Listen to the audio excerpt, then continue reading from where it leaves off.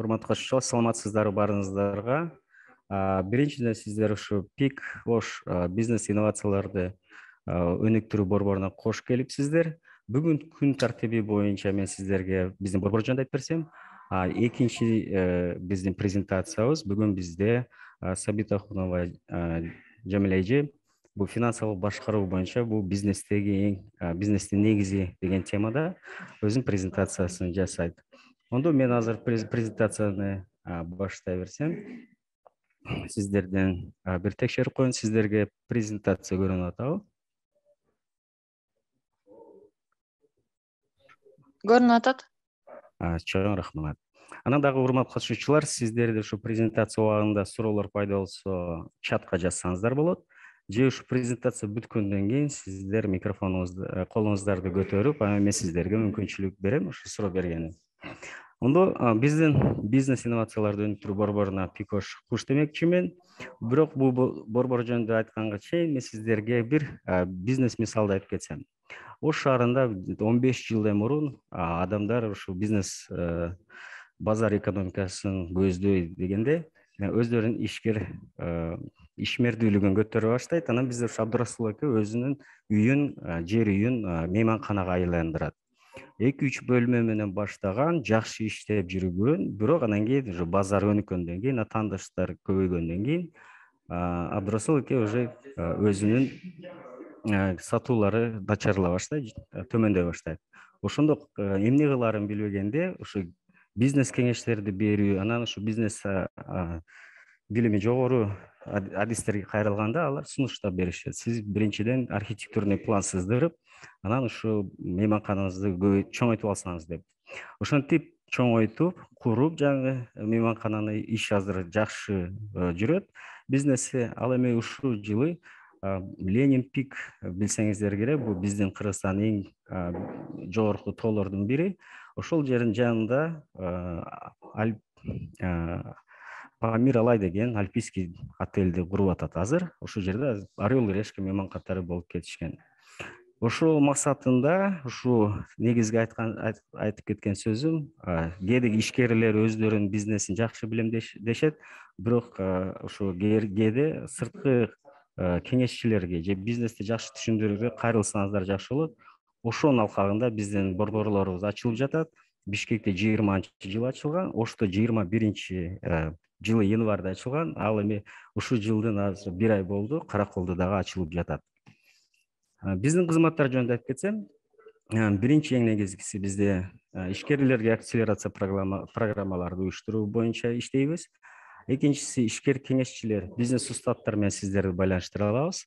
Анан бүгүнкүдөй эле мисалы үчүн вебинар окутууларды өткөрүп жатабыз.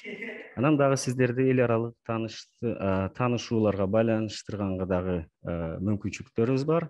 Онлайн окутуу аспаптарды дагы өнүктүрүп жатабыз. Анан инвесторлор менен дөмөрчүлөр тармагында дагы иш алып барып жүрөбүз. Акселерация программалары жөнүндө айтып кетсек, бизде ушул жылы 3 акселерация программа болуп атат. Биринчиси бизде жаш ишкер өткөн башында. Анан ушу 7 жумалык бизде дагы мигрант ишкер болгон. Өзүңүздөр билесиздер, 20-жылы пандемия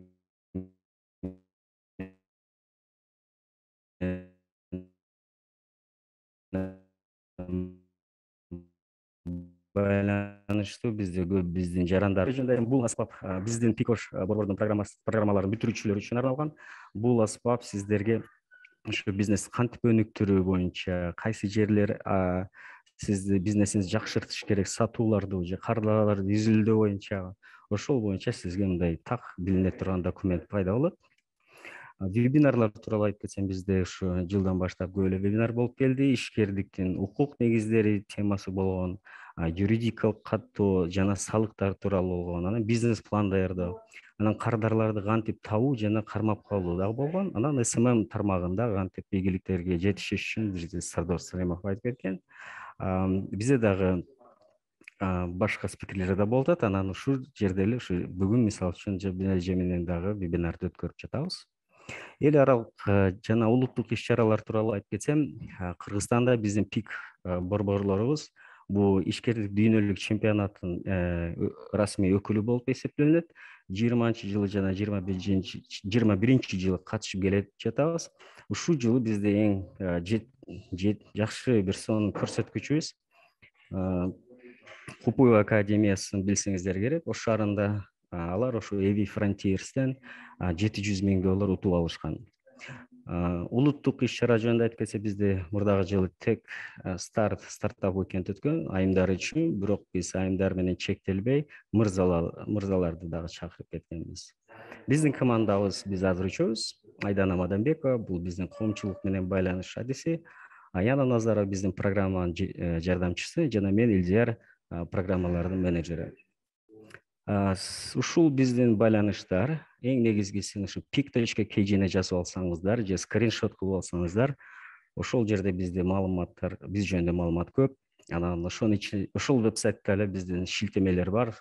YouTube, Facebook, Instagram, Telegram дагы, Twitter, LinkedIn дагы бар.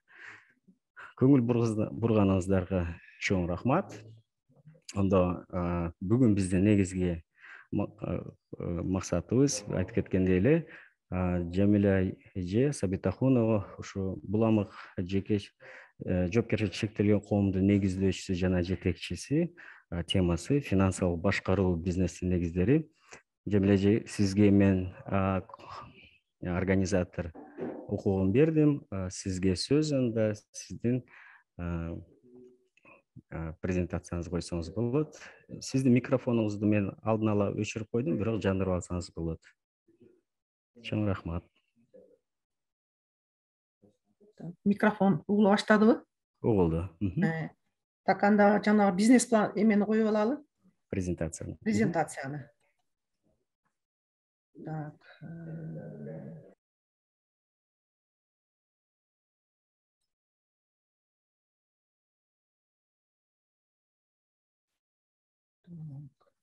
Презентацияңыз көрүндү?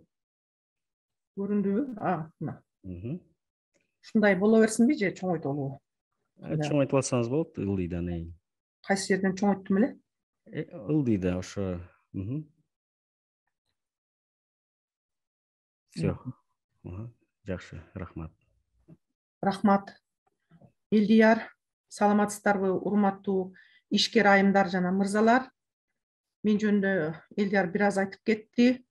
Мен ушу бизнес Ош инновацияларды өнүктүрүү борборунун сунушу менен бүгүн сиздер менен өзүмдүн тажрыйбам менен бөлүшөйүн деп, именно ушул каржылыкты башкаруунун жолдорун сиздер менен бир бөлүшөйүн деп турам. Өзүм жөнүндө бир аз айтып кетейин, себеби астына кандайдыр бир лектор же бир спикер чыгып сүйлөгөндө бардык эле аудиториядагы катышуучулардын баарына ой кетет. Бул адам буга чейин эмне жумуш кылып жүрдү экен, кандай ийгиликке жетишти экен, биз менен эмнелерди бөлүшө алат деген. Мен өзүм базалык кесибим мугалим. Мектепте биология сабагынан 20 жылдан ашык сабак берип, анан мектептин акыбалын көргөндөн кийин бизнес чөйрөсүнө өткөнмүн. Бизнес чөйрөсүнө өткөндө бардык эле бизнесмендер сразу эле бул өндүрүштөн баштабайт, бардык көпчүлүгү алып сатып, тигини муну кылып көрүп, анан көңүлү бир жерге токтогондо ошол ишке мындай назарын салып, үңүлүп, анан иштеп баштайт. Мен деле башында өзүбүздүн ата мекендик ишкерлер сыяктуу челнок иши менен баштагам. 5-6 жыл Кытайдан товар ташып келип сатып жүрдүм. Мана ошол товар ташып келип сатып жүргөндө бул жумуш менин жумушум экенине көзүм жетти дагы. Анан дүкөн ачтым эл катары. Мына ошол дүкөндүн ичинде отурганда абдан мага бир ушундай мүмкүнчүлүк түзүлдү, андан ары өнүгүүнүн жолуна түшкөнгө. Себеби магазиндин ичинде отурганда кечке отурасың, өтө деле көп мындай кардар жок ал жерде. Ошол жерден өзүм мугалим болгондуктан баягы китепке жакынмын. Ушул жерде кечке отура берем, китеп окуйм деп, китептерди окуп жатып ушундай бизнес кыла турган бир идея ойгонду. Ал ойгонгондо эмнеден ойгонду? Кыргызстандын тарыхын эмнегедир окуп көргүм келди да, ошону окуп көрсөм менин чоң ата, чоң энелеримдин бардыгы бир ушундай тарыхый адамдар экен. Ошолорду көргөндө мен ушундай бир патриоттук сезимим ойгонду. Эмне үчүн мен аталарым тарыхка ушундай салым кошсо, мен арак сатып отурам деген. Мына ошол мезгилден баштап өзім сатып отырған магазиндин ичинен маркетинг исследованиясын, маркетинг жактан изилдөө иштерин жүргүзүп баштадым. Эмне товарды алып келип сатса болот, эмне товарды ушул жерден өндүрсөк болот, кайсы товарды өндүргөнгө менин кудуретим жетет. Себеби мугалим болуп жүрүп, мен эч кандай технологияны, финансылык башкарууну, башка бизнеске тийиштүү мындай специальный билимдерди билбейт элемин да. Мына ошол кезде ушул идея менен ойлонуп отурсам, жанагы балдардын кукурузный палочка деп коет эмеспи, таякча, жүгөрү таякчаларын көрдүм, ошонун абдан сапаттуу өндүрүлгөнүнө суроо талаптын бар экендигин. Мына ошону көрүп, толук көзүм жетип, рынокты изилдеп, бардык инструменттин баарын колума топтогондон кийин өндүрөйүн деп өзүмдүн астыма максат коюп, ошол баягы жүрөгүмдөгү идеяны максатка айландырдым дагы. Үстүртөн баягы мындай любительский бизнес планды жазып, рентабелдүүлүгүн чыгарып көрсөм, өтө жогорку рентабелдүү бизнес экенине көзүм жетти дагы. Ошол бизнести мен аткарайын деп өзүм бир миссияны алдым да мойнума. Мен бүгүн ушул вебинарга даярданып жатып, миссия деген сөздүн кыргызчасын издедим. Себеби көп адамдар бизнес планды жазып жатканда жанагы максат менен миссияны чаташтырып алышат.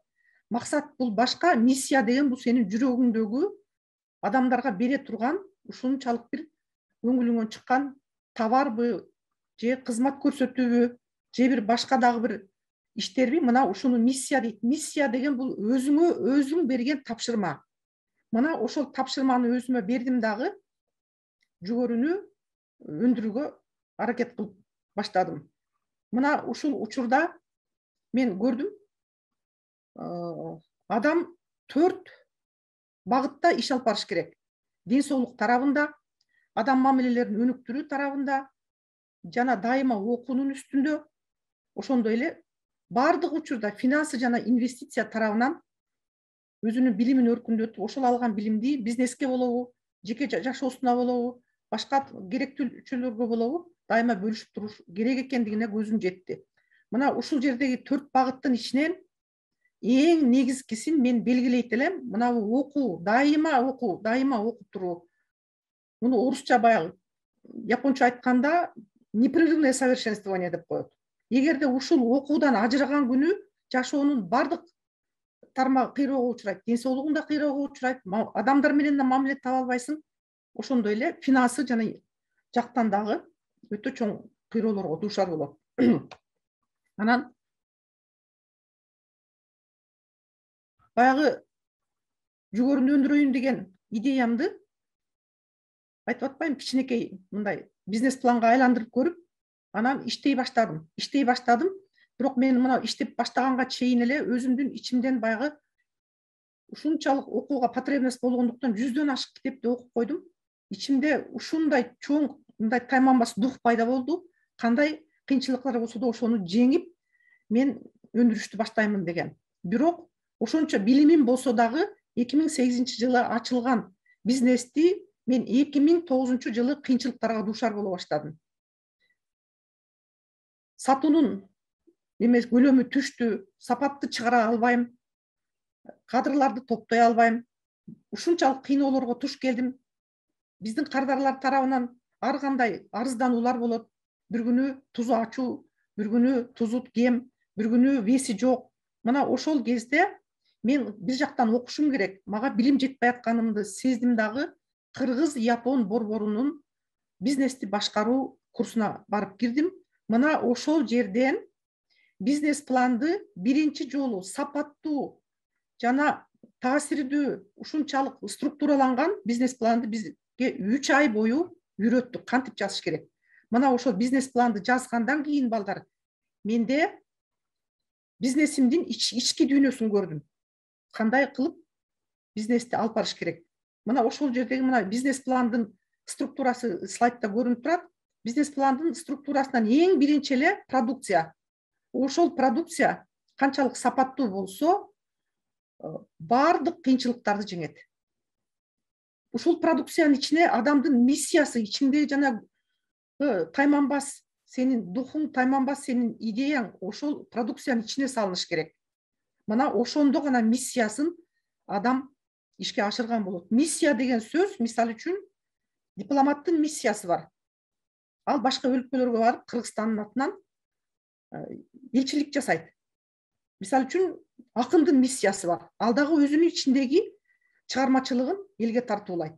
Дал эле ошондой ар бир бизнесмендин өзүнүн миссиясы, өзү жараткан продукция аркылуу же болбосо кызмат көрсөтүүсү аркылуу өзүнүн кардарларына жетиш керек.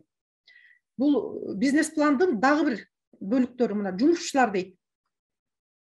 Маркетинг, базар, анан жайгашкан орду жана атаандаштык. Булардын ар бири өзүнчө илим. Мына ушулардын ар бирин өзүнчө изилдеп, барына көзүң жеткенден кийин гана бизнес планды ишке ашырууга ушунчалык чоң мүмкүнчүлүк түзүлөт.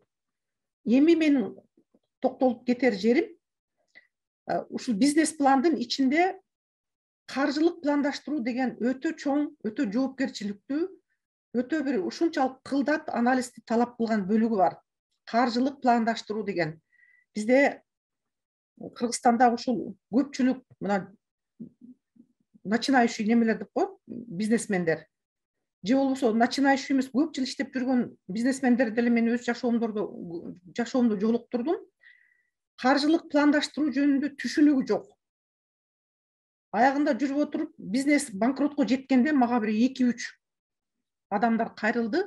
Биз ушундай бизнесибизди жоготуп алгандын коркунучунда турабыз. Сиз бизге доляга кирбейсизби? Сиз абдан жакшы бизнести алып барат экенсиз. Анан чогулуп иштейли деп. Мына ошол кезде мен барып туруп, бухгалтерияңар барбы? Кандай кылып бухгалтерия жүргүзөсүңөр? Кандай кылып финансыны пландаштырасыңар? Көрсөм болобу деп сурасам, таптакыр түшүнүк жок. Мына ошол кезде мен ушунча эме болдум, мындай капа болдум ошол бизнесмен кыздар балдарга.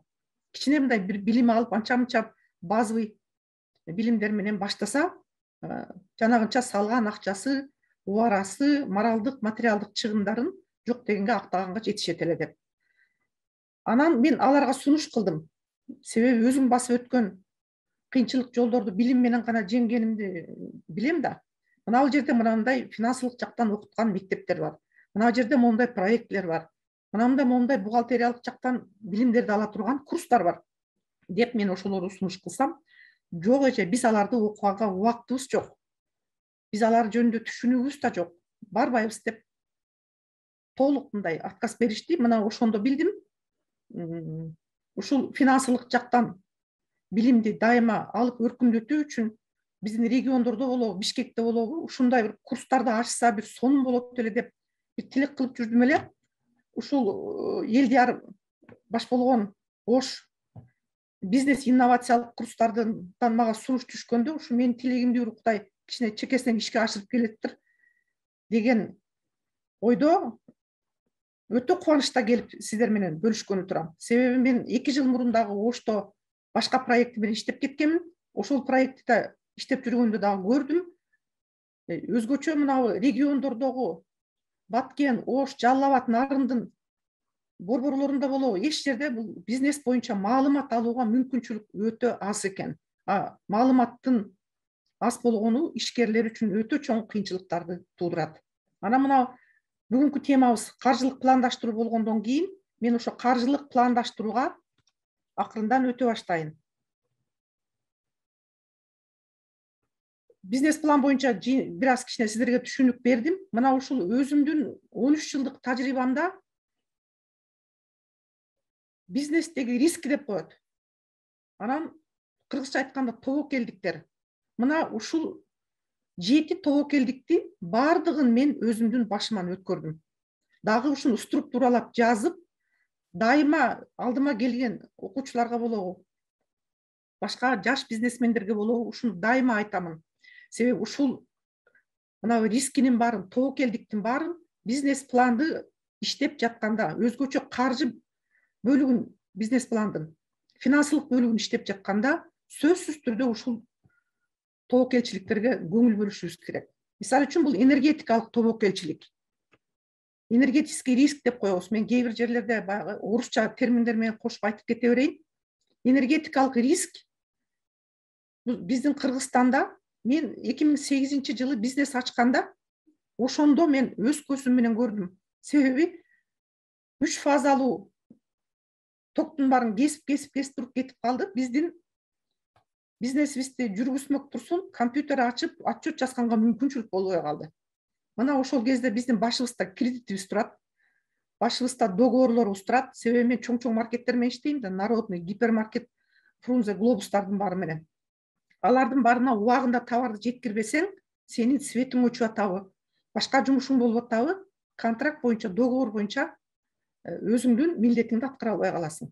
Мына ошондо энергетикалык кризис бизде өтө чоң жана курч маселе. Азыркы күндө дагы биз ошол кризиске келип капталдык. Себеби светтер өчүп атат күнүгө. Лимиттердин баарын коюп кетти. Дагы биз ошонун үстүнөн иштеп жатабыз. Андан кийинки тобокелчилик бул каржылык тобокелчилик. Каржылык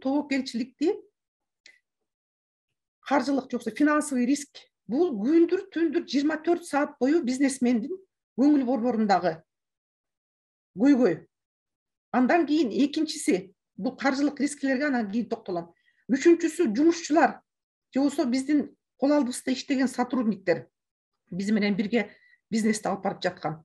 Мына ушул жумушчулар дагы өтө чоң тобокелчиликти пайда кылат. Себеби тонналаган заказ түшсө, бир жумушчу ооруп жумушка чыкпай калса, ошол күнү канча бир 1000 сомдун товары чыкпай калат. Же болбосо мына быйыл биз ушундай бир тобокелчиликке туш келдик.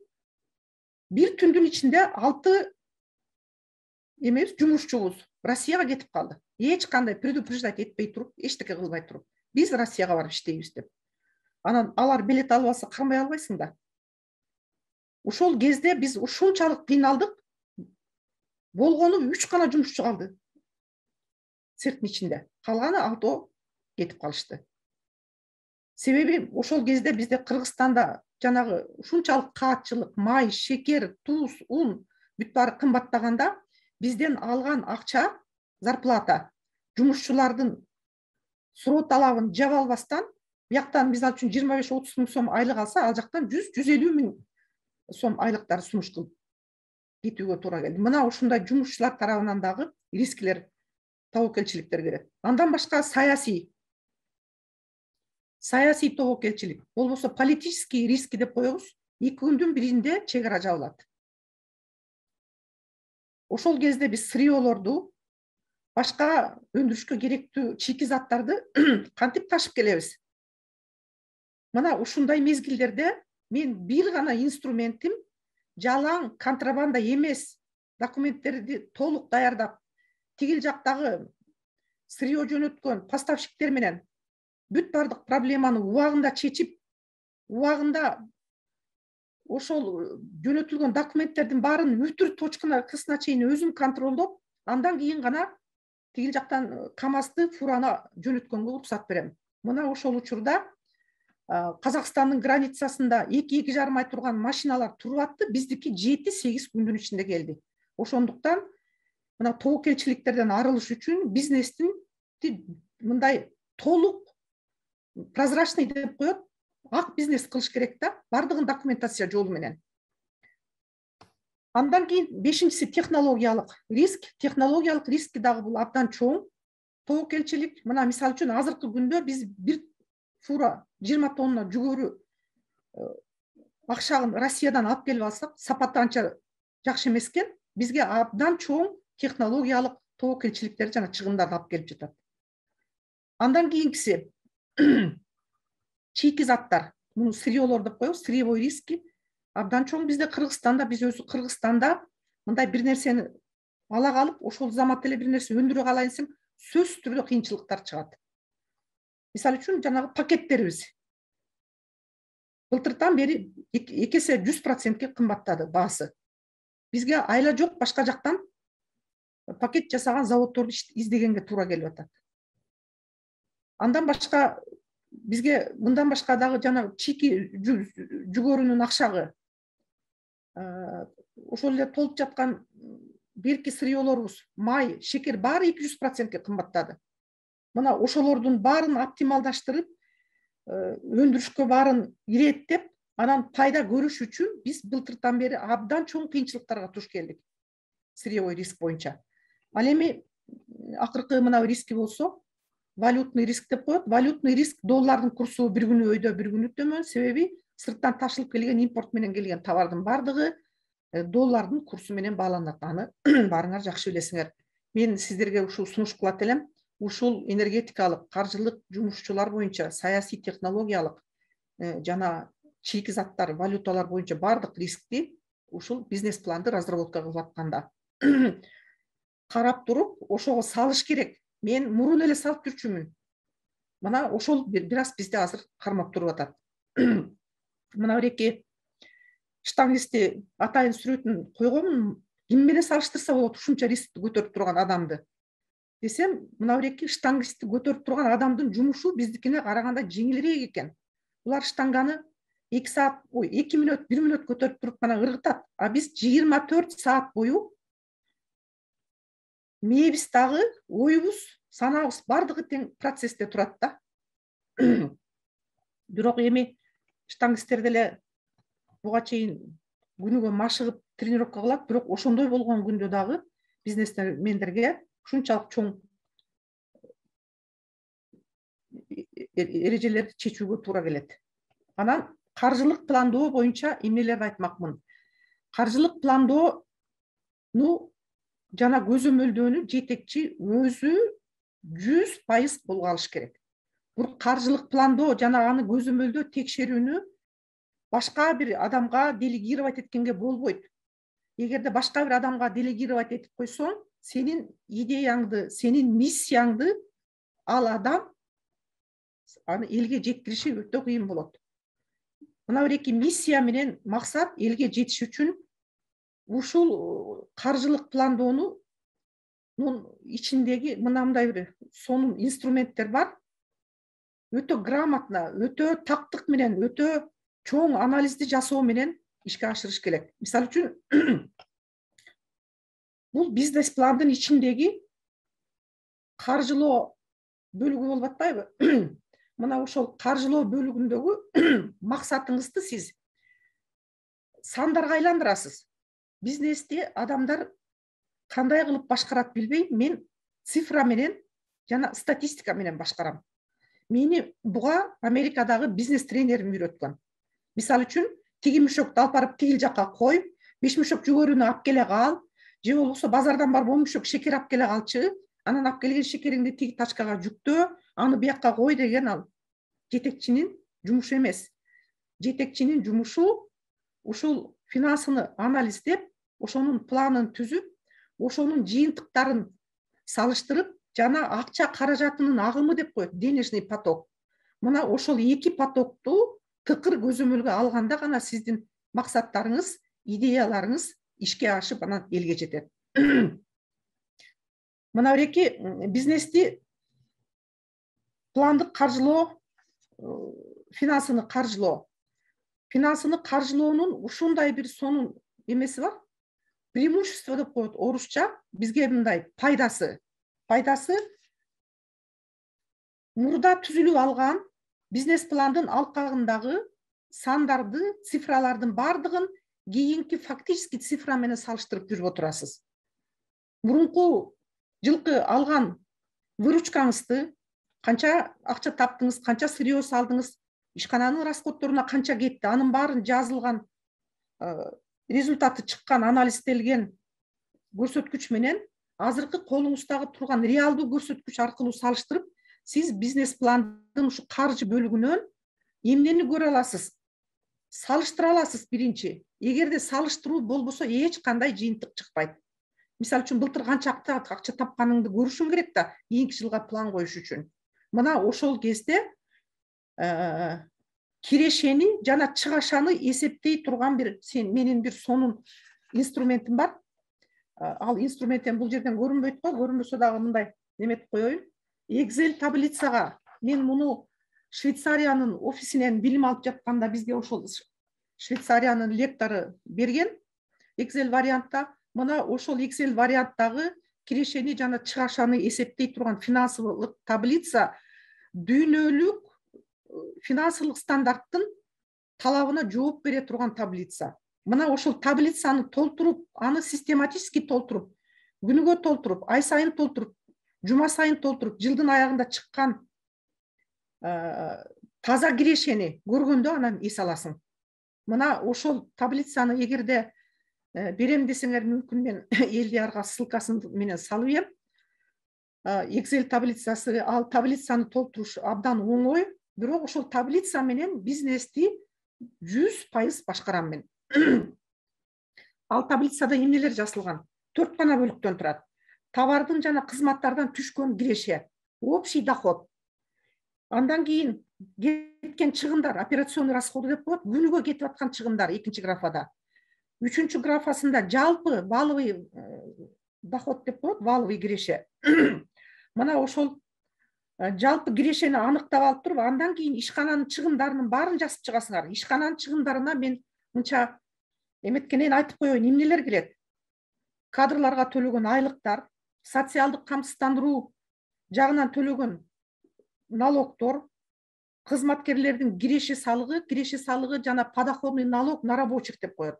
Андан башка арендага төлөгөн, имараттарга төлөгөн, оборудованияга төлөгөн төлөмдөр, техникаларды каражатка ижарага алсаңар анын төлөмдөрү, зданияларды арендага алсаңар анын төлөмдөрү, ошондой эле минип жүргөн унаалардын баасы, андан башка страховка кирет, амортизация, газ, суу, унаа чыгымдары, рекламага кеткен чыгымдар, байланыш чыгымдары, салыктын түрлөрү, өндүрүштүн калдыктары жана отходдорду чыгарган, ташып кеткен мусор чыгарганга дагы төлөмдөр кетет.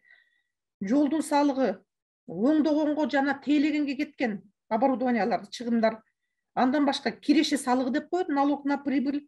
Мындан башка резерв, жана банктарга төлөгөн кредиттер жана алардын проценттери. Мына ушул ишкананын чыгымдары ушуларды толук тыкыр киргизип туруп, анан таза кирешени тапканда акыркы графасы таза киреше болот. Биздин ар бир бизнесмендин жанагы идеяга байланган бөлүгү бизнестин таза кирешеге барып такалат.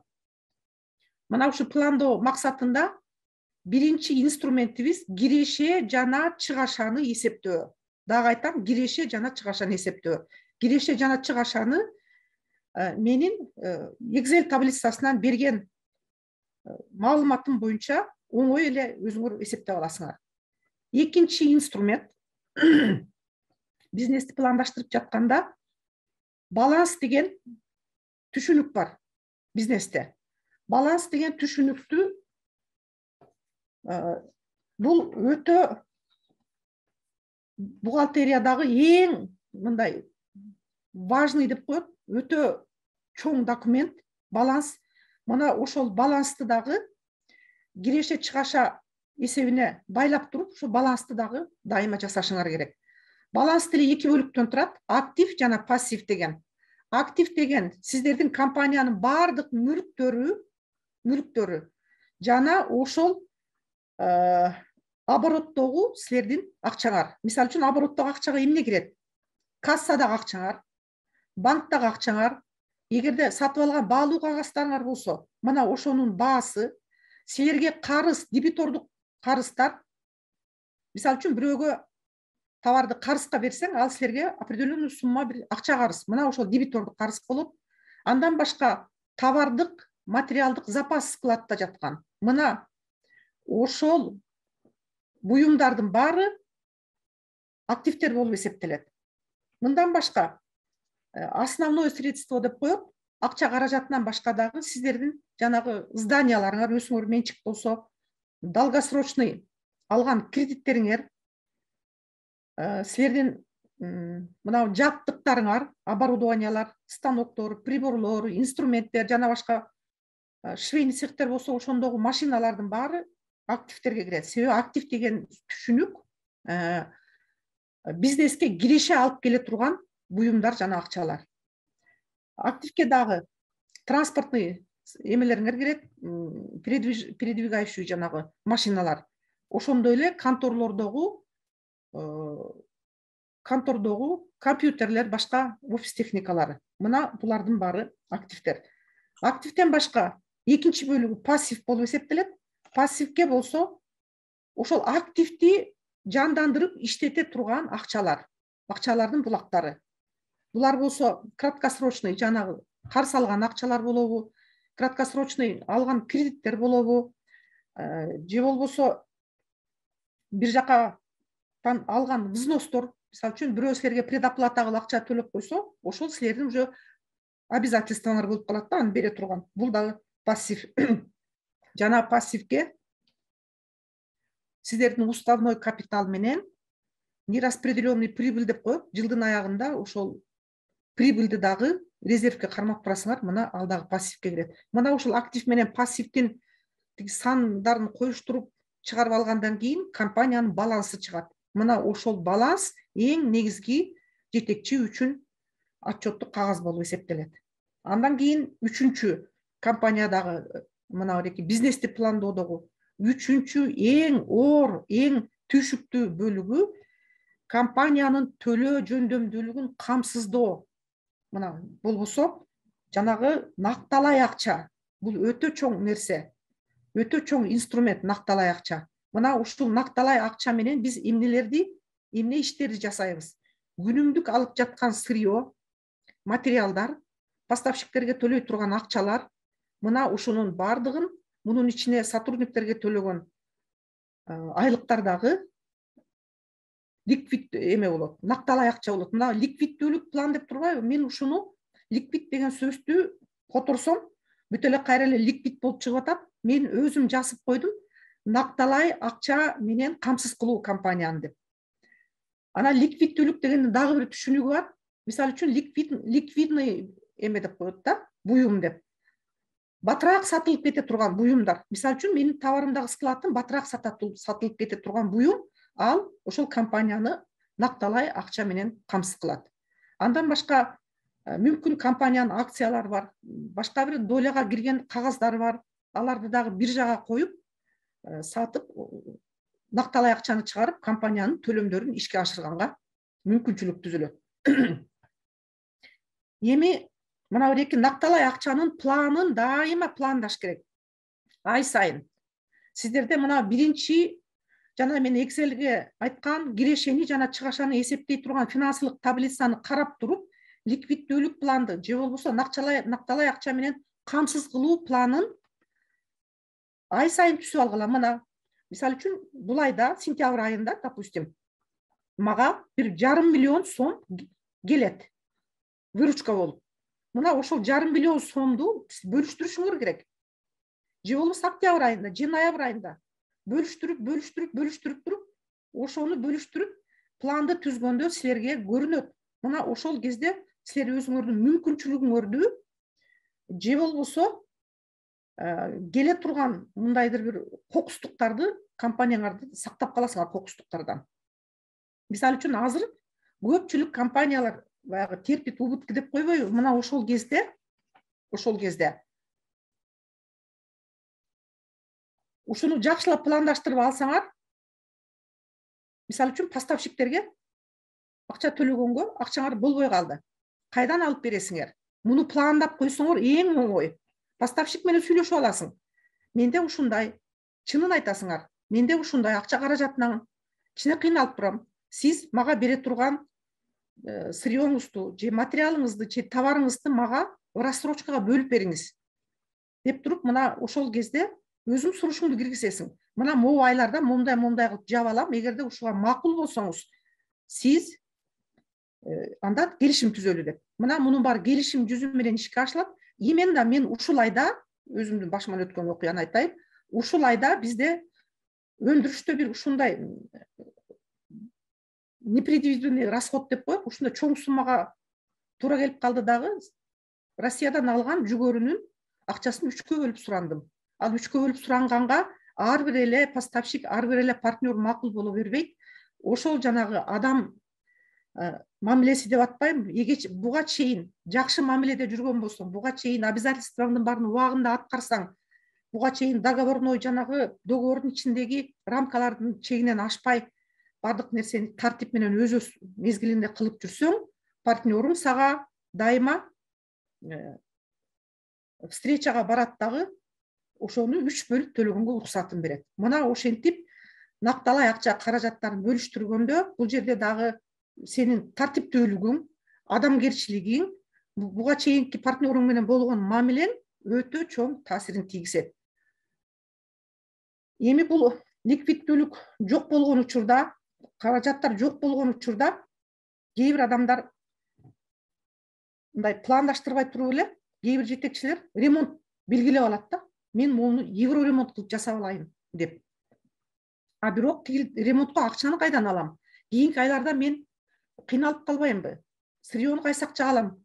Кайсы акчага кредитти төгөм? Кайсыл акчага сотрудниктерге айлык төлөйм деген суроолордун баарын, булар биринчи чечиле турган суроолордун баарын иреттеп алып, анан жанагындай чоң акча салына турган иштерди кийинки бир убактарга жылдырып кое турса болот.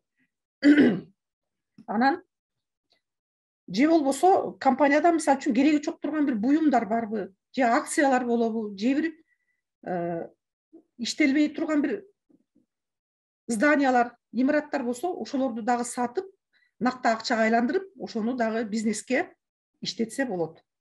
Эми бул мына накталай акча проблемасын мен болушунча айттым. Анан эмки слайдка өтөйүн. Мына накталай акча проблемасына мен слайд ушундай кылып түздүм. Бул накталай акча компанияга кайдан келет? Компанияга продукциянын баасын, продукция дегенде мисалы үчүн меники жүгөрү, бир пачка жүгөрү. Үн баасынан компаниянын негизги тагдыры аныкталат да.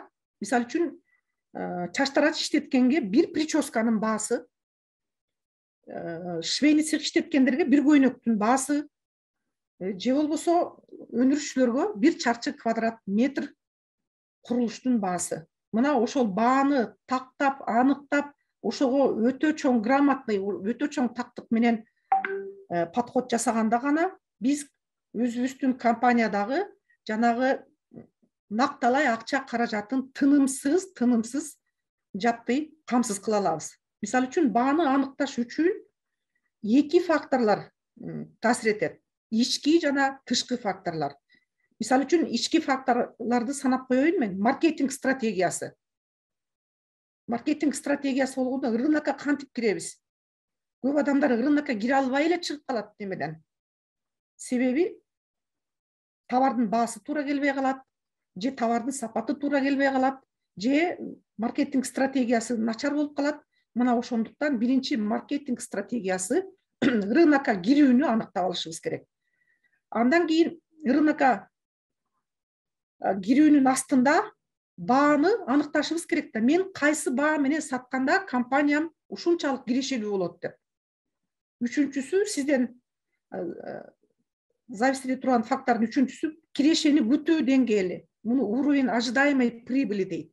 Мына ушул үчөө сизден талап кылына турган изилдөөлөр. Маркетинг стратегиясы болгондо мен жаңыдан өзүбүздүн товарды баштаганда эле ушундай максат койдум өзүмө. Супермаркеттерге саттырам деп. Эмне үчүн? Себеби биздин адамдардын аң сезими өсүп атат да күнүгө. Жашоо тиричиликтин деңгээли өсүп атат. Мен ошону базарды изилдеп жатканда байкадым дагы, базарларга азыраак бөлүгү барат, бирок негизги бөлүгү супермаркет, гипермаркеттерден сатылат деген максат койдум. Эмнегедир эле ушундай. Ага чейин супермаркеттер менен эле иштешип көргөн жокмун. Мага бир гана ой кетти, кардарлардын агымы жүрүп отуруп келечекте ошол супермаркет, гипермаркеттерден соода кылганга көбүрөөк кетет деп, кардарлардын агымы. Мына ошол максатта мен биринчи товарларыбызды Народный гипермаркетине, ал кезде Бета Сторис деген бар болчу, Сендней деген бар болчу. Мына ошол дүкөндөргө барып, ошолордун койгон талаптары ушунчалык күчтүү, ушунчалык материально неподъемный деп коет. Эки строчканын биринен штраф деген сөздөрдү окуганда аны жаап жүрөгү түшүп көбү кетип калат. А бирок мен ичимдеги мурунку алган билимдин духу ошого мындай моюн сундурган жок. Бар бир мен ушул супермаркеттер менен иштешем деген максатты койдум. Супермаркеттер менен иштешкендин өтө жакшы жери ишкер үчүн дайыма бизнесиң мындай прозрачный, бухгалтерияны дайыма жүргүзөсүң, алган акчаны банк аркылуу которосуң, банк аркылуу которгондо сага өтө жеңил, салык тарабынан дагы өтө чоң жеңилдиктер бар. Аны мен салык эмеге келгенде айтайын. Андан кийин нарыктын баасы деген бар.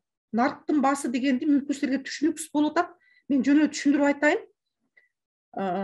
Бир пачка жүгөрүнүн баасы. Нарык деген сөз ценность деп коет орусчасы. Ценность менен ценанын айырмасы бар. Ценность и цена деп коет. Цена деген баа жазылып турат көк эме менен. А ценность деген бул нарык. Ценность болгондо бул товардын баасына сен сатып алган сырьёдон башка дагы менин өзүмдүн баалуулугум кирет. Мен жетекчи катары. Күнүгө 20 000 сомдон, айына 30 000 сомдон, 100 000 сомдук курстарды алып окуйм. Менин бир күнкү кирген курсум 2 суткага кээде $1000 түшөт. Кээде $1,500 түшөт. Бул мына баалуулук. Эгерде мен ал курстарга кирип окуп алсам, мындай сапаттуу товарды чыгара албак эмесмин. Андан башка ал баалуулукка менин партнерлорумдун, поставщиктеримдин дагы ушундай баалуулуктар кирет. Ал баалуулуктар биз алып жаткан жана жүгөрүнүн акчагын, пакеттерди чыгарыш үчүн бир компанияда жүздөгөн, миңдеген кишилер эмгектенишет. Мына ошолордун баалуулугу, алар дагы өзүнүн товарын бизге сунушташ үчүн өтө көп моралдык, материалдык, духовный чыгымдарды сарп кылышат. Мына баалуулук деген ошол. Мен ушул баалуулукту америкалык тренердин тренингинен билдим. Баалуулук. Закрывать сделки деп койду. А закрывать сделки болгону биздин түшүнүгүбүздө счет фактураны жазып берип, товарды отпускать этип акчаны алсаң, это закрывание сделки болот. Бухгалтериянын тили менен алып караганда. А жетекчинин деңгээлинде закрывать сделки сен өзүңдүн компанияңдын философиясын, өзүңдүн ички дүйнөңдүн деңгээлин, партнерлоруңдун деңгээлин ошол сенин жүгөрүңдү сатып ала турган кардарларга ачып беришиң керек. Мисалы үчүн мага Алматадан бир сунуш түштү. Биз Алматага алып келип саталы деген. Карап турсам баанын баарын түшүрүп атат. Анан аягында мен ушул америкалык тренерден алган жанагы компаниянын баалуулугун айткандан кийин, кандай кыйынчылыктар менен биздин товар өндүрүлөрүн алар түшүнгөндөн кийин бааны мындай сбивать этип түшүргөнгө аракет кылбай калышты. Тескерисинче кайра бизди сыйлап, мейли сиз сунуштаган баа менен алалы деген жыйынтыкка келишти. Көрдүңөрбү? Мына баа анан нарык дегендин эки айырмасын билип алсаңар абдан жакшы. Андан кийин кирешени күтүү деңгээли, это норма ожидаемой прибыли деп коет. Бул ошо жанагы нарык менен баадан чыгат дагы өндүрүштүн көлөмүнөн келип чыгат. Канча товарды өндүрүп силер рынокко бере аласыңар. Мына ушул ички фактор, булар силерге көз каранды. Ал эми экинчи факторлор бул тышкы факторлор. Тышкы факторлор бул базар стратегиясы. Тышкы факторлор. Базар стратегиясы. Базар стратегиясы, бул базар стратегиясы болгондо атаандаштардын стратегиясы. Базарда сөзсүз түрдө атаандаш болот. Деле атаандашы жок бир дагы мындай мен ишкерди көргөн эмесмин. Мына ошо атаандаштардын стратегиясын изилдеш керек. Прям алып келип алып эле изилдеш керек. Бул кандай материалдан көйнөк тигип атат? Эмне кирпичтен үй салып атат? Мунун кандай баа менен өткөрүп атат? Мунун кандай уникалдуу сотрудниктери бар? Деп мына ошолордун баарын изилдеп туруп, мына ошолордун стратегиясына жараша өзүңдүн стратегияңды теңейсиң алып барып. Андан кийин экинчиси сатып алуучу кардарлардын жөндөмдүүлүгү. Сатып алууга жөндөмдүү. Если кардарлардын чөнтөгүндө акчасы жок болсо, алар кандай кылып сатып ала алат? Ал эми үчүнчүсү болсо баалар менен суроо талаптын ортосундагы байланыш. Баа менен суроо талаптын ортосундагы байланыш бул өтө чоң тема. Муну дагы изилдеп туруп ошол анализдин негизинде чыгарыш керек. Эгерде анализдин негизинде чыгара албасак, товарды абдан кымбат чыгарып туруп, өзүнүн себестоимостунан ылдый сатышат, эптеп сатылса болду деген. андай болбойт. Эгерде ушул баа стратегиясына биз өтө чоң мындай кылдаттык менен мамиле кылсак, биздин жанагы финансылык пландагы таза кирешеге чыга алабыз. Эми мына ушул бааларды аныктап алгандан кийин каяка барабыз? Продукцияны өндүргөндөн кийин сөзсүз түрдө базарга алып чыгып сатабыз. Базар деген эмне бул? Базар деген кардар, биздин кардарларыбыз. Мисалы үчүн менин кардарларым 1 жаштагы балдардан 90-100гө чыккан байбиче аксакалдарга чейин бүт менин кардарларым. Бизге ушул кардар деген эмне экенин, рынок, базар деген эмне экенин кыргыз-япон борборунда окуп жүргөндө бир ушунча күчтүү тренерибиз бар эле, Харигучи деген. Бизге суроо берди, базар деген эмне деп. А биз түшүнбөйбүз да кардар базар экенин. Базар деген бул Ош базары, же Орто Сай базары, же Дордой, же Аламедин базары деп биз аудиторияда ар кайсы базарларда чурулдап жатабыз. А тиги киши болсо бир ооз сөз менен, базар бул силердин кардарларыңар. Силер ала турган акча ошол кардарларыңардын чөнтөгүндө. Кардарларыңардын терин төгүп, мээнетин кетирип тапкан акчасы алыш үчүн силер кардарлардын суроо талабын жогорку деңгээлде аткарышыңар керек деген бизге бир ушундай аныктаманы берди. Мен ушунда ойлондум абдан. Чындыгында эле бизге ошол кардардын чөнтөгүндөгү акчаны алыш үчүн суроо талапты дагы изилдешибиз керек. Суроо талап кантип изилдейбиз? Суроо талап бул кардарлардын чөнтөгүндөгү акчасы. Бизде уровень зарплаты канча сом? Ошону карайсың. Активтери канча сом кардарлардын? Мисалы үчүн бир эле зарплатка эмес, башка активтери бар кардарлар дагы бар. Мисалы үчүн акциясы бар, башка булактары бар. Ошондой эле кардар сенин товарыңа муктажбы же муктаж эмеспи? Мына ушул жагын дагы изилдеп алышыбыз керек. Андан башка кардарлардан башка сунуш, суроо талаптарды аткарыш үчүн биз сунуштарды өзүнүн деңгээлинде ошого жараша беришибиз керек. Бул болсо өндүрүшкө, өндүрүштүн ичиндеги факторлорго, нагрузкаларга көз каранды. Анан бул кардарларга жеткириш үчүн продукциянын өздүк наркы же болбосо калькуляция деп коет. Бул финансылык пландаштырууда мына калькуляцияны так түзгөндү, ар бир пачка товардын баасы канча болот? Мына ошого өтө көңүл бөлүшүңөр керек. Муну өтө эле жөнөкөй. Excel таблицаны алгыла, жөн эле Excel программаны алгыла дагы ошол бир пачка продукцияны болобу, 100 килограмм продукциябы, же бир 10 көйнөкпү, 5 көйнөкпү, бир прическабы, ошого кеткен баардык чыгымдарды бүтүн жазып туруп, суммасын чыгарып, анан прическанын санына же квадрат метрге же көйнөктүн баасына бөлүп койсоңор, продукциянын өздүк наркы чыгат. Ошол чыккан өздүк наркына өзүңөрдүн маржинальный наценкаңарды кошосуңар дагы 10% алгың келеби, 5% алгың келеби, прибыльды 100% алгың келеби? Эми анын баары өзүнчө детальный айтыш керек. Андан кийин анан рынокко чыгасыңар. Продукциянын өздүк наркын так аныктап алып. Ошондой эле жанагы складдагы запастарды башкаруу дагы бизнестин финансылык башкаруунун өтө чоң бөлүгү, өтө маанилүү бөлүгү. Мына кампадагы запастарды башкаруу. Мисалы үчүн кампадагы запасыңар калбай калса, ошол күнү именно бир 1000 кишиден заявка келет. Анан менде калбай калыптыр деп мен ушундай немелерге да туш болгом да, учурларга дагы. Бир жерге печенье заказ кылышыптыр менин бир партнерлорум. Анан мен алайын деп барсам, печенье жок. Кече эле толтура эмес беле десем, эже түгөнүп калды. Алып келбейсиңби дагы десем, партнерлорум той берип атат дейт. Печенье бышыргычтарым. Алар той бүткөнчө кардарлардын баары тарап кетет башка өндүрүшчүгө. Мына ошон үчүн мынабы складдагы продукцияларды, кампаларды башкаруу дагы өтө чоң илим.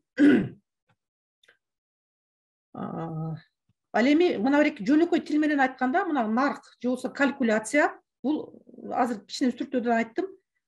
Товардын бир единицасына чыгарылган чыгымдардын суммасы ал дайыма акчалай түрдө көрсөтүлөт. Ушуну эсиңерден чыгарбагыла. Мунун эки эрежеси бар. Кампада мүмкүн болушунча аз товар болуу керек. Муну Кыргызстанда ишке ашыруу өтө кыйын. Аз товар алып алсаң, поставщиктериң алыста. Аны ошон үчүн биз дайыма запас менен алабыз. А эгерде кампада ошончо көп товар болсо, аны дагы башкаруу, аларга каражат менен дайыма сарп кылып туруш керек. Себеби хранение дагы өзүнчө чыгымдарды алып келет. Мына бир эки товарлардын, складдагы товарларды дайыма башкарып турбаса, мисалы үчүн биз Народныйга, Фрунзеге же башка гипермаркетке жетиштүү түрдө запас товарларды кармап турбасак, убагында товарларды биз жеткирип бербесек, товар жетпей калса өзүнчө бир штрафтардын санкциялары бар. Мына ошолорго да дуушар болушубуз мүмкүн. Андан кийин бул рентабелдүүлүк жөнүндө кичине айтайын. Рентабелдүүлүк деген бул бизнестин бир ушундай сонун бөлүгү. Мен ушу рентабелдүүлүккө караганда мен ушундай бир эргүү алам да. Рентабелдүүлүк деген бул бизнестин канчалык деңгээлде процентном соотношении, канчалык деңгээлде кирешелүүлүгүн эсептейт. Мисалы үчүн мен силерге жөнөкөй эле жалпак тил менен бир айтайын. Рентабелдүүлүк деген бул киреше алыш үчүн силер чыгым тартасыңар да алдын ала. Мына ошол алган кирешени кетирилген чыгымга бөлүп туруп, аны 100гө көбөйтсөңөр, рентабелдүүлүктүн көрсөткүчү чыгат. Мисалы үчүн мен мындай эле жөнөкөй эле айтайын. Быйыл жайдын алтай фермерлер малина өстүрүштү да. Малина өстүрүштү. Малинанын баасы примерно 220 сомдон сатылып атты. Мына ошол 220 сомдун болжол менен деми 20 сому таза киреше болсо, 200 сомду фермер малинаны өндүрүш үчүн чыгым катары жумшады. Мына ошол чыгымды алган таза кирешени салган чыгымга бөлүп туруп 100гө көбөйткөндө малинанын рентабелдүүлүгү 10% түштү. Түшүнүктүү? Мына мен эң жөнөкөй жолун айтып атам. Формуласын R бул рентабелдүүлүк, бизнестин кирешелүүлүгү, P алынган таза пайда, баловый прибыль эмес, таза пайда жана салынган чыгымдар. Мына ушул үчөөнү дайыма контролдоп, дайыма улам бир мындай бир поставкалар келген сайын, жума сайын, ай сайын карап иреттеп туруунун өзү ишкерге бул өтө чоң жеңилдикти берет. Эмне үчүн бул кирешелүүлүктү эсептешибиз керек? Бул бизнестин көрсөткүчтөрүн эсептеп карап туруу, чечим кабыл алууга абдан чоң жардам берет. Мисалы үчүн келе турган пайданын болжолду эсебин билип аласыңар. Көбүнчө инвесторлорго кайрылабыз биз кредит алыш үчүн. Же банктарга кайрылабыз, же Кыргызско-российский фонд бар. Мына ошолорго бизнес планды жазып барганда башка жагын карабай туруп эле бизнестин рентабелдүүлүгүн карашат. Мына ошол кезде сен бизнес инвестордун астында даяр болосуң. Андан башка рентабелдүүлүктү эмне үчүн түзөбүз? Окшош компаниялар менен ийгиликтүү конкуренция жасаганга, жана алар менен ийгиликтүү рынокто бир мындай атаандаша алганга. Эгерде сенин рентабелдүүлүгүң жок десе болсо, бизнес кыйроого учурайт. Мына ошону дайыма эске алышыбыз керек. Кээ бир учурлар болот, бизнести сатууга туура келет да. Мындай учурлар көп болот. Мындай учурлар көбүнчө акыркы жылдары көп байкалып келип атат. Жанагы отток население көрүп атасыңар, жылдан жылга көбөйүп жатат. Мына ошол мезгилде же башка себептер менен кээ бир бизнесмендер бизнесин сатууга муктаж болушат. Ошондо сен өзүңдүн чыныгы бизнесиңдин рыноктук баасын аныктаганга ушул рентабелдүүлүк өтө чоң жардам берет. Жана сатып алган кишиге дагы, сизге дагы айкындыкты, ачыктыкты алып келет. Так, рентабелдүүлүккө эмне таасир этет? Бизнестин кирешелүү болгонуна таасир эте турган эки факторлор бар. Бул биринчи фактору ички факторлор. Ички факторлор бул дагы өзүңө көз каранды. Өндүрүлгөн товардын же болбосо көргөзүлгөн кызматтын сапаты. Товардын сапаты бул компаниянын жүрөгү деп айтсам болот. Товардын сапаты болбосо эч качан жогорку бааны кое албайсың, жана конкуренция менен дагы атаандаша албайсың. Мына ошол кезде ушул рентабелдүүлүккө кайрылсаңар абдан жакшы жыйынтыктарга чыга аласыңар. Андан кийин маркетингдин эффективдүүлүгү. Маркетинг деген бул эмне? Сенин рынокко берип жаткан, күнүгө трансляция кылып жаткан маалыматтарың. Маркетинг. Өндүрүлгөн продукциянын көлөмү. Канчалык продукцияны көп өндүрсөң, ошончалык көп кардарларың болсо, рентабелдүүлүк ошончолук жогору болот. Ошондой эле заводдун ичиндеги, цехтин ичиндеги строительный компаниялардын аянттарындагы иштөө шарттары жакшы болсо, силерге өтө чоң жогорку квалификациядагы специалисттер келет. Андан башка кызматкерлердин компетенциясы дагы. Ошондой эле техникалык колдоолор и жанагы логистиканы уюштуруу. Логистика деген товарларды бир жерден экинчи жерге ташып кетирип, убагында кардарга өткөрүп берүү. Мына ушул сиздерге байланыштуу ички факторлор. Ал эми тышкы факторлорго аны өзгөртүүгө мүмкүн эмес. Сизден кетип, сиз аркылуу эмес, бул сырткы факторлор. Мисалы үчүн салыктын өлчөмү сиз эч кандай таасир келтире албайсыз, бирок сиз өзүңүздүн бизнести ошо салыкка карата ыңгайлаштырсаңыз, салыктын өлчөмүн дагы өзгөртүп аласыз. Мисалы үчүн биз бардык сатылган товарларды банк аркылуу эме алабыз, кабыл алабыз, акчаларды, кирешелердин баардыгын банк аркылуу. Эгерде банк аркылуу кабыл алганда бизге 50% салыктын өлчөмүн аз төлөйбүз. Мисалы үчүн бизде жанагы единый налогдогулар өндүрүшчүлөр 4% төлөсө, 4%. Биз болсо банк аркылуу төлөгөндө 2% төлөйбүз. Анан дагы бир нерсеси, ишкананын же соода түйүнүнүн жайгашкан жери өтө чоң маанилүү. Бул ишкананын жайгашкан жери, мисалы үчүн, шаардын сыртында болуп калса, жумушчуларды ташыш керек. Же болбосо дүкөн туура эмесирээк жерде туруп калса, ал жерге кардар да келбейт. Мына ушундай географиялык маселелер болуп калат. Анан силердин конкуренцияларыңардын аракеттери өтө агрессивный болсо, өтө ушундай күчтүү болсо, конкуренттердики, ошого дагы силер туруштук берген маркетинг алып иштерди иштеп чыгышыңар керек. Үчүнчүсү, өлкөдөгү экономикалык абал. Мисалы үчүн, мына берки былтыртан берки майдын, шекердин, баардык сырьёлордун кымбатташы биздин бизнестин өтө кыйынчылык абалга туш кылып алып келди. Мына азыр биз ошолорду чечүүнүн үстүнөн гана иштеп жатабыз. Мисалы үчүн, биздин чоң комбинат куралы деген бизнес планыбыз бар эле. Чоң комбинатты пандемияга байланыштуу токтотуп койдук, бирок жаңы товарлардын түрүн чыгарып атабыз. Жаңы товардын түрүн чыгарган колубуздан келет. Мына ошону биз рынокко берип туруп, жанагы кемиген каражаттын ордун жаңы товардын саны менен толтуралы деп жатабыз. Андан башка да санкциялар болуп калышы мүмкүн. Санэпистанциядан текшерип келет, налоговыйдан текшерип келет. Андан башка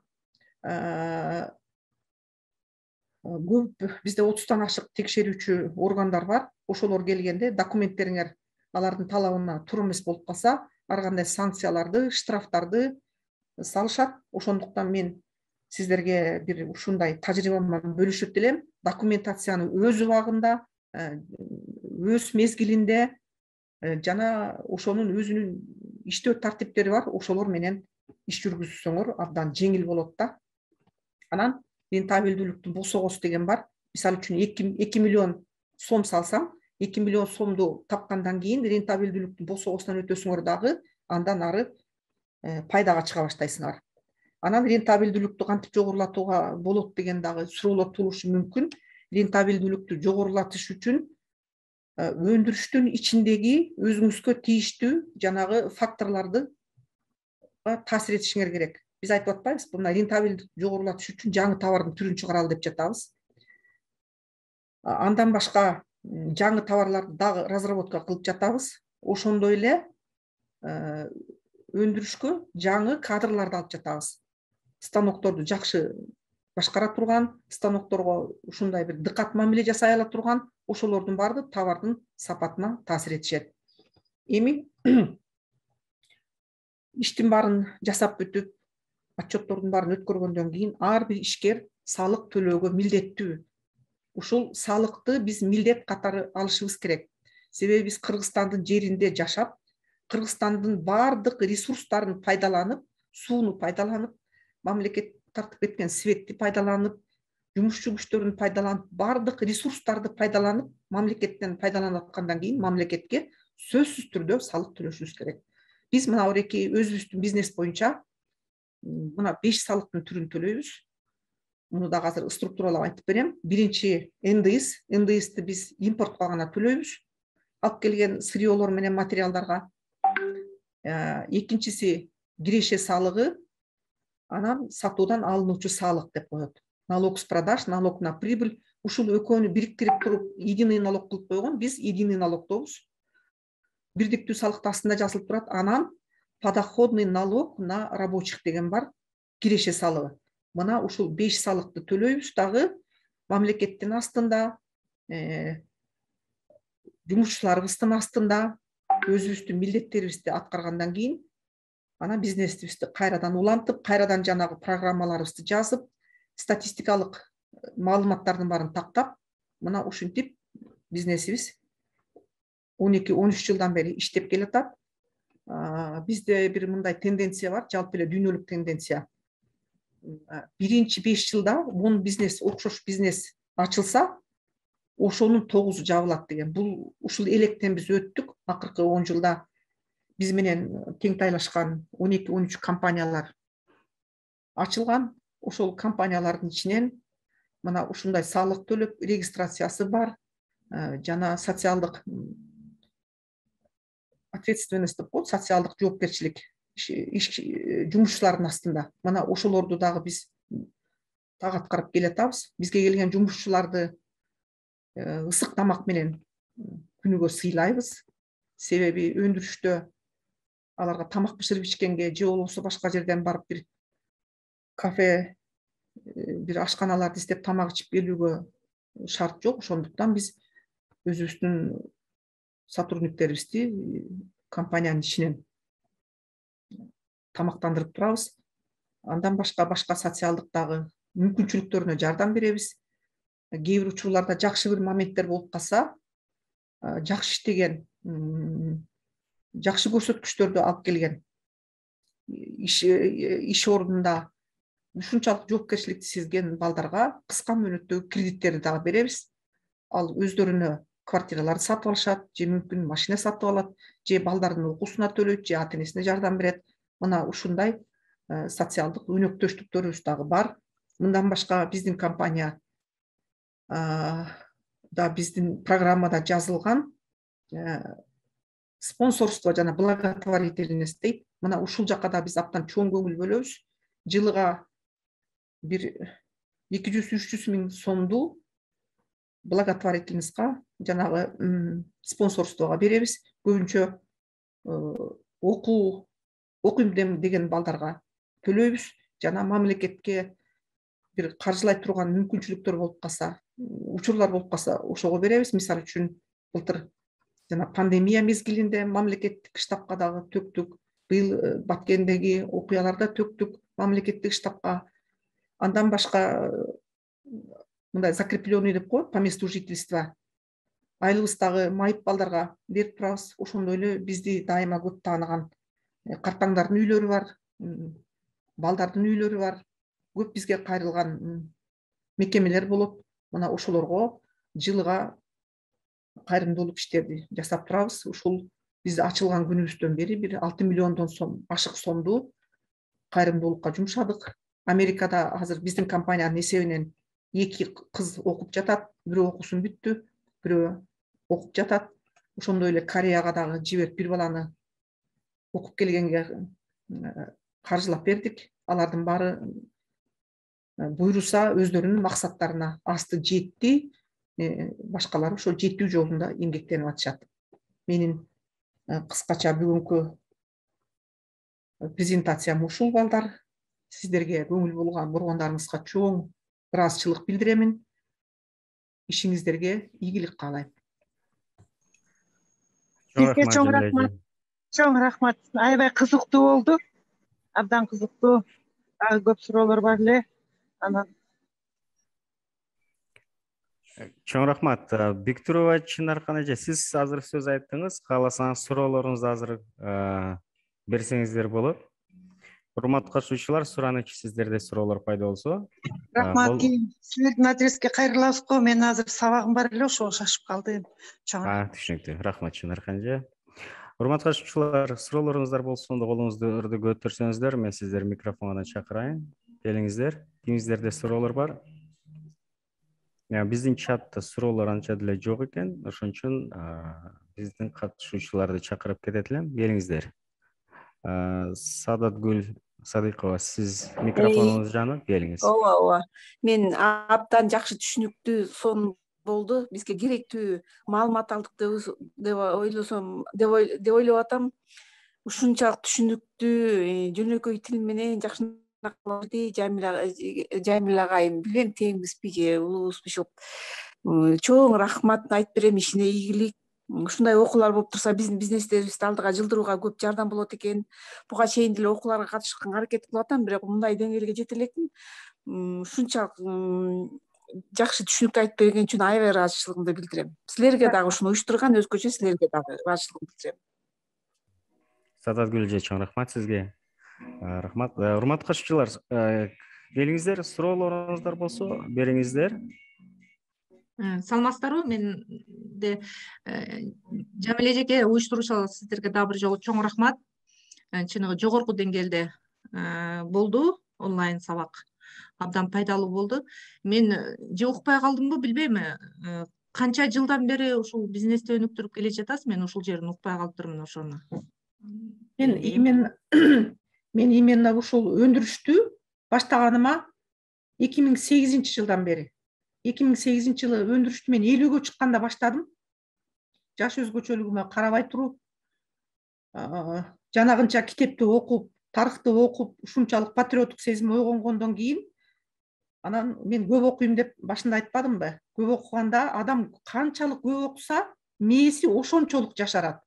Жанагы мен өзүм биологмун да, мээнин ичиндеги жана нейронный связьдар өтө күчтүү болуп, мындай таасирдүү болгондо адам кыйынчылыктардан коркпой калат. Мана ошол 50-гө чыкканда мен өндүрүштү нулевой знания деп коет. Ошону менен баштаганда тегерегимдеги досторубуз, бир туугандарым, балдарым, үйүмдөгүлөр деле бирөө мындай серьезный кабыл алган жок да, өтө. Анан бул идея меники да, мен төрөй турган бала, мындайдан кыргызча айтканда да. Анан сиз төрөй турган балага башка бирөөнүн өтө кызыктуусу кийин баягы түшүнгөндөн кийин гана артыла баштайт да, анан өздөрүнүн жардамын бере баштайт.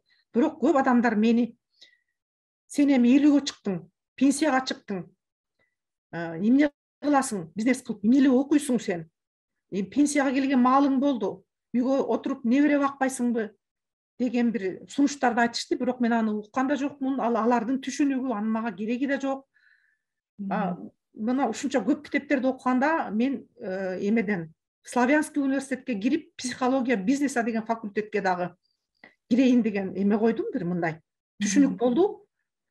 Славянский университетке телефон чалдым. Учебный программа менен тааныштырып коесуз, бул сиздин вуздан мен окугум келип атат десем, 40 000 сом контракт төгүңүз деди. Андан кийин биз учебный программаны беребиз деп. Бирок мен ага чейин көп китептерди окуп туруп, билбеген жерге акча салганды билем да мен. Анын учебный программасын көрбөй туруп мен 40 000 сомду кантип төлөйм деп туруп, Сумга барып раритеттен бир 2000 сомго китеп алып келдим.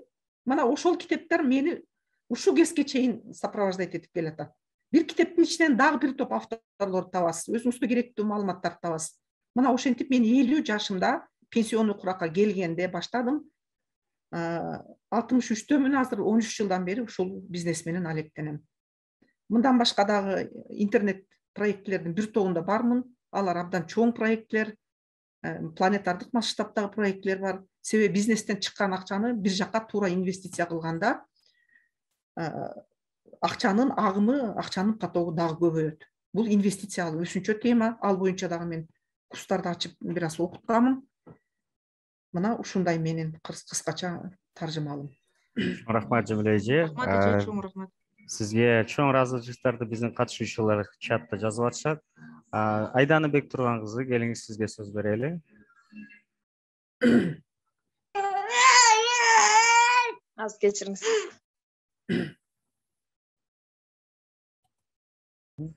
Хорошо, урматтуу катышуучулар, сиздерде дагы суроолор барбы? Суроолоруңуздар болсо, микрофону, колуңузду көтөрүп.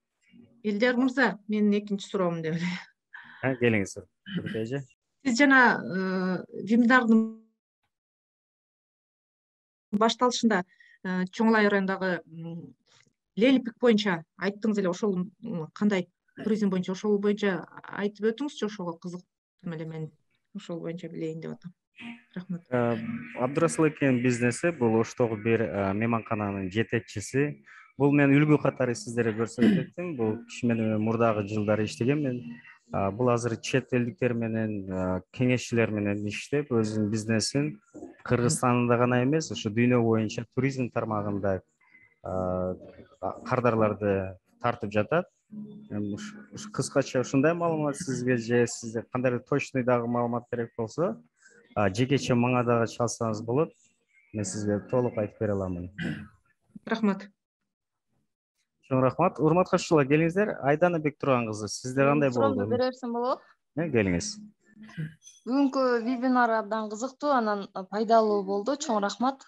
Анан менин суроом болсо, алгачкы капиталыңыз канча болду эле? Анан канча менен баштадыңыз эле? Кандай баштадыңыз эле? Биз мисалы бизнес баштаганда эле кээ бирөө айтат, бизнес башташ үчүн эч кандай акчанын кереги жок, болгону идея керек десе, кээ бирөө ошол идеяны башка бирөөнүн акчасын баарын уюштуруп лидер болуш керек деп ар кандай аныктама берет эмеспи?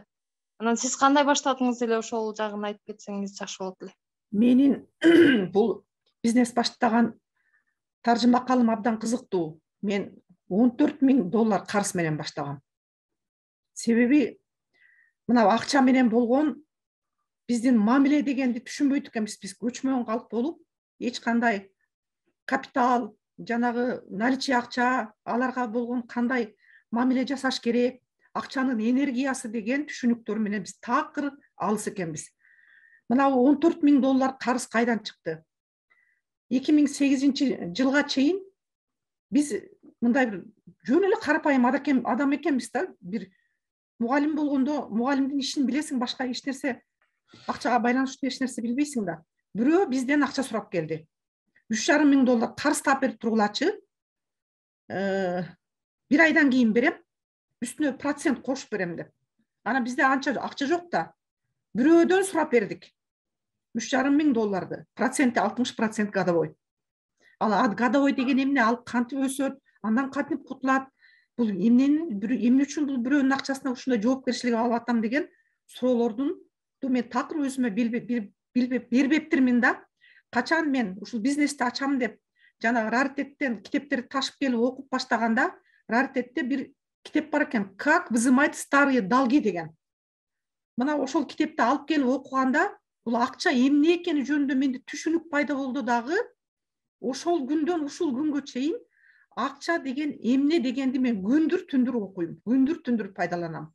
Жанагы $3,500 7 жылдан кийин бизди алдап таштап кетти. $8,000 кылып өзүбүз төлөп бердик. Анын үстүнө $6,000 банктан кредит алдым дагы минус $14,000 акча менен баштадык. Анан действительно жанагы айтып атпайсыңарбы? Бизнести башташ үчүн тайманбаган гана идея керек деп. Мына ошол тайманбаган идея, жанагы реке магазиндин ичинде отуруп окуган 100 китеп менин эң чоң куралым болду. Ошол китептердин ичинен Кыргызстандын тарыхы, менин ата бабамдын тарыхы мени бир ойготту да ушунчалык. Жанагы $8,000 деле мейли дедим, банктан алган $6,000 деле мейли дедим. Ичимдеги сапаттуу жогору чыгарып кардарларга жеткирем деген идеянын үстүндө гана иштедим. Ошондуктан акчаңар колуңарда жок болсо, эч качан мындай өзүңөрдүн идеяңардан артка кайтпагыла. Акчасы жок, нөлдөн минус $14,000 баштап биз азыр мен чоң инвестор болуп да иштейм, инвестициялык проектлерге чоң жерлерге акча салам. Анын барынан эч коркпош керек. Мындай да биздин жанагы академияларда эмнени үйрөтөт? эгерде миллионер болгуң келсе миллионер менен сүйлөш дейт. Себеби $1,000,000 таптан адам өз эмгеги менен сени сөзсүз түрдө үйрөтөт. Ошон үчүн өзүңөргө бизнес тренерлерди ар бир мына отрасль боюнча туура тандагыла. Мисалы үчүн кээ бир адамдар бар да, мен $1,000,000 таптанды үйрөтөм дейт дагы 10.000 сомдук айлыкта иштейт. 10.000 сомдук айлыкта иштеген адамдын деңгээли ошол эле 10.000 сомдук айлыкты гана үйрөтө алат сизге. Ошондуктан мен дайыма бизнес тренерлерди чоң планетардык масштабдагы иш алып барган миллионерлерден, Американын жана башка жактардын тренерлеринен алам. Себеби мен Кыргызстанда бизге бир бизнести үйрөтө турган адамдар барбы деп 2008-жылы барбаган библиотекам, ачпаган чаттарым, мына эме сайттарым, издебеген жерим калган эмес дагы. Бир гана китеп таптым. Кыргызстандын ишкерлери деген. Ал Кыргызстан ишкерлери деген китепте 2003-жылы ушундай жазылыптыр, ушунчалык бытовой деңгээлде жазылыптыр. Ичиндеги алайын деген маалыматтарым бирөө да мени канааттандырган жок. Ошон үчүн мен туура эле жана өнүккөн өлкөлөрдүн бизнесмендери менен баарлашууга туура келди. Ар бири ушунчалык бизнестеги туу чокуга жеткирип, өздөрүнүн $1,000,000 капчыгында миллиарддаган доллар бар, жана ушунчалык жүрөгү менен адамдарга жардам берейин деген адамдан гана билим алсаңар, ошол сиздерди оң жолго алып чыгат деп мен сиздерге кеңеш берет элем. Аябай жакшы жооп бердиңиз Жамиле эжеке, рахмат сизге. Бизде дагы ушу чатта жазып атышат. Бул бизге көбүрөөк тиешелүү суроолор. Ушул видеону каяктан көрсөк болот деп атышат. Биз сиздерге ушу чатка биздин шилтемелерди таштап койдук. YouTube каналыбызга жазылсаңыз болот. Бүгүнкү ушу биздин чогулушубуз, вебинарыбыз Жамиле эже менен 2-3 күндөн кийин видеосу чыгат. Ушул урмат катышуулар, келиңиздер. Дагы суроолоруңуздар барбы?